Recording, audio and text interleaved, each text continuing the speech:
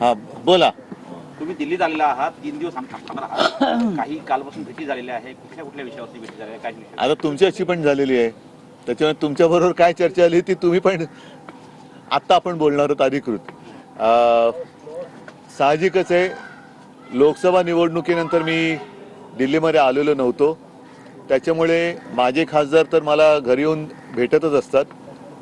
त्यांना देखील मला इथे येऊन भेटायचं होतं. लोकसभा निवडणुकीनंतर इंडिया आघाडीची अधिकृत बैठक झालेली नाही. मी असं ठरवलं की अधिवेशन सुरू आहे, सर्व पक्षांचे प्रमुख नेते इंडिया आघाडीतले इथे आहेत, जसजसं जमेल तसतसं सर्वांना भेटावं.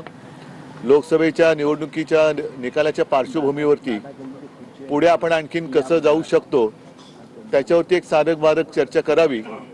येत्या काही दिवसांमध्ये महाराष्ट्राची पण निवडणूक होणार आहे, अन्य 2-3 राज्यांच्या पण निवडणुका होणार आहेत.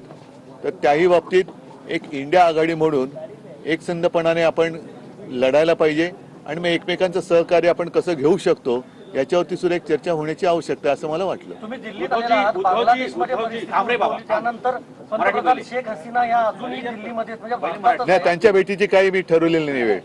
तशी परिस्थिती देशात उद्भवली तर काय वाटतं तुम्हाला? उद्भवावी असं तुम्हाला वाटतं का? नाही, एकच आहे की जगभर आपण पाहिलं तर बऱ्याच ठिकाणी आता जनतेचा संयम तुटत चाललेला आहे. मध्ये इस्रायलच्या बातम्या येत होत्या, पुढे त्यांच्या बातम्या काय झाल्या कल्पना नाही, पण इस्रायलमध्ये सुद्धा लाखो लोक रस्त्यावरती उतरले होते आणि बातम्या अशा होत्या की तिथल्या पंतप्रधानांना तर घराबाहेर पडता येत नव्हतं.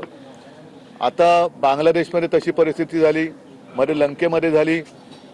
एकूणच काय की सर्वसामान्य जनता ही सगळ्यात मजबूत असते, तिच्या सहनशीलतेचा अंत कोणत्याही राज्यकर्त्याने पाहू नये आणि तो जर का पाहिला तर जनतेचं न्यायालय हे काय असतं हे वेळोवेळी अगदी कालच्या बांगलादेशातल्या घटनेनंतर सुद्धा जनतेने दाखवून दिलेलं आहे. उद्धव जी हिंदी में